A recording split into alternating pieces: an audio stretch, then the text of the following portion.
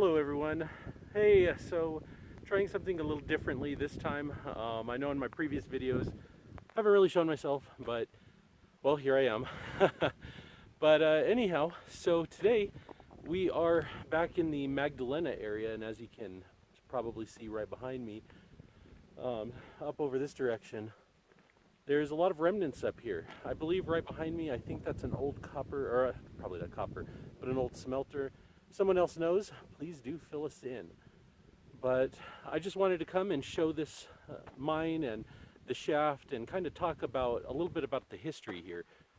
So Kelly Mine, there's actually quite a few mines in this area, probably 20 or maybe even 30 or more, all probably within, I want to say, 5 to 10 miles or so. And so today we're going to be hiking up a lot of these dirt roads back here. But if you have a four-wheel drive, you could, with a high clearance four-wheel drive, you could definitely make it, or with a four-wheeler or a dirt bike. But we don't, so we're out here doing some hiking, which we love anyways. So, we just wanted to come and show off some of the interesting aspects about it here, and also talk about some of the minerals, such as smithsonite.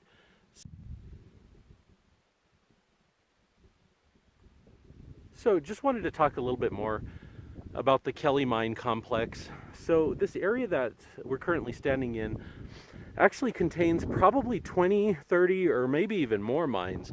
There's a lot of them. A lot of them are marked on maps, some of them aren't. But some of these mines are actually quite large.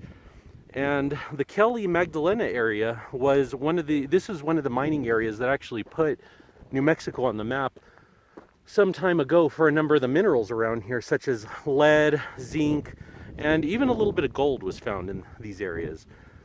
But so initially, after those first findings were made, from what I read, there were actually a number of spots here in these mountains, here in the background, that you were able to just find lead sitting on the surface. And so that's how a lot of this mining began back in the day. And of course it just went from there. So back in the early 1900s, there was this mineral called smithsonite, and smithsonite at the time was pretty much just a waste material, and it was an annoyance of the miners. It didn't really have a practical use. So back sometime, I believe in 1902, 1903, a gentleman, I cannot remember his name, but there was a man a long time ago, 1902, 1903, that took this smithsonite to be assayed, and apparently it contained a lot of zinc. So overnight, it restarted the mining boom in this area, and a lot of the smithsonite that was in these dumps that you see around us, a lot of these dumps contained high amounts of smithsonite in there. Unless someone knows anything differently, please add it. But this structure right directly in front of me, this is the actual structure for Kelly Mine. Kelly Mine, the shaft anyhow, is right over here. These are some of the ruins that used to be here. And that wooden structure directly in front of us, I'm not really sure what that is. I'm not an expert in mining or geology. So if anyone does know, please do fill in the comments. But this structure, again, not too sure what it was for. It looks like probably for an elevator, maybe something like that, to get the men up and down. So a little bit more on that. Right here is the actual shaft of Kelly Mine, and from what I've read, this shaft is somewhere close to 900 feet or closer to 1,000 feet deep. This thing is extremely, extremely deep. And also from what I read, I'm not sure if this is true, but I did read that a lot of these mines in this immediate area are all connected by underground tunnels. And this particular mine has a network, or it's connected to a network of over 30 miles of tunnels. So I don't have any safety equipment. Obviously, we're not going down this today. This mine is very deep. It goes down a long, long ways, and this is about as safely as about as close as I'm going to get to it. As you see a lot of this material here, you could probably stand up there, but hey, any of you all that come over here, please don't do that. Don't stand so close to this edge, and if you do, make sure, don't trust any of these materials. A lot of this stuff is 100 years old or close to it, and it's been just sitting out here rotting in the elements, and don't go risk your life. And right here from where I'm standing, it looks a lot closer from what it truly is in this video, but this is about as close as I'm going to get, especially these vertical shafts. If it doesn't have a collar, and even if it does have a collar, don't trust it. You just never know. But anyhow, I'm getting off my soapbox. So this shaft before me, this shaft is connected to a network supposedly of 30 miles or more of tunnels underground. So quite interesting. Can you imagine what it is like down there? It's pretty interesting. But a long time ago, this is where they were pulling a lot of that Smithsonite out of the ground. And here, I'll try to get a better look right here. And again, this is it looks closer in the video than what I truly am, but look at that darkness down there. Imagine how silent it is. As silent as the grave down there. And I always wonder too, I wonder how many bodies are down at the bottom of this abyss, basically.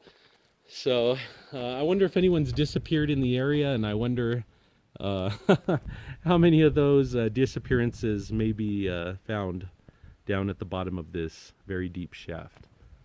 So interesting stuff though, right? And right around us you see all of the waste dump or the tailings piles, and even up there on the hillside, yeah, there goes my finger. Up on the hillside, there's another mine up there with also with a very deep shaft. But it would be very interesting to see what's down there. And hey, if any of you all have climbing equipment or have the nerve to go down a shaft that deep with the proper equipment, please do show it. We would all, I'm sure, love to see it.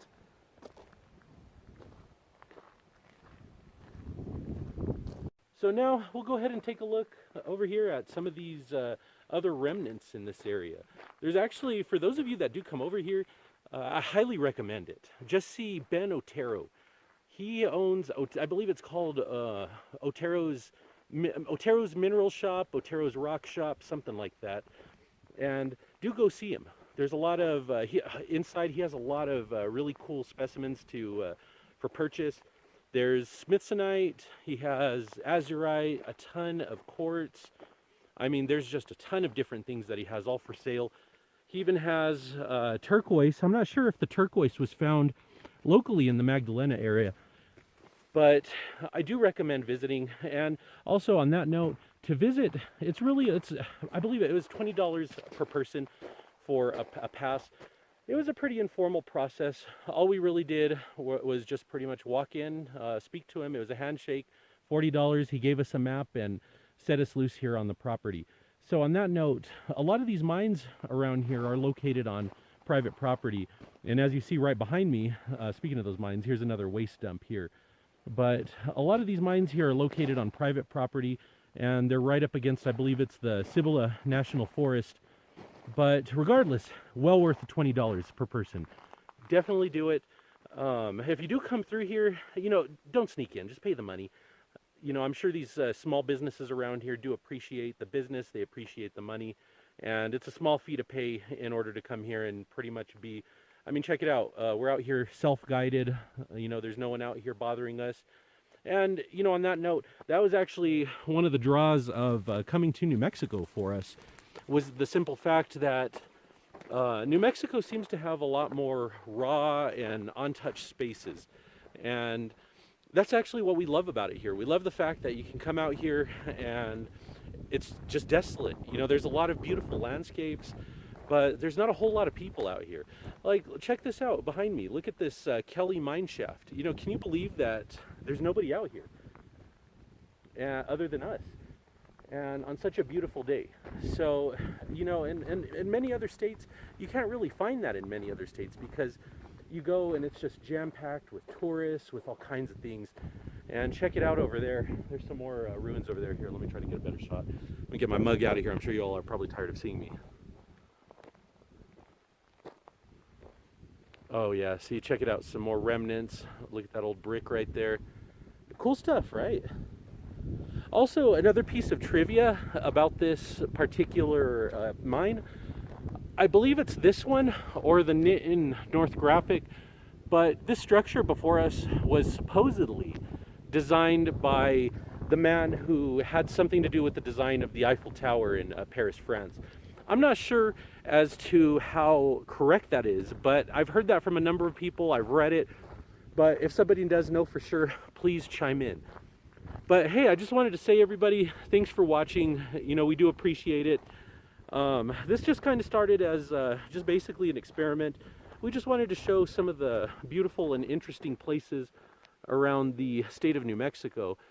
Because, the sad thing is, the state gets so much hate, but there's actually a lot of natural beauty. It's an outdoorsman's paradise. If you enjoy being outdoors, this is a wonderful place to be. There is just so much natural and natural wildland, and also lots of old remnants like this that aren't overrun with tons of tourists.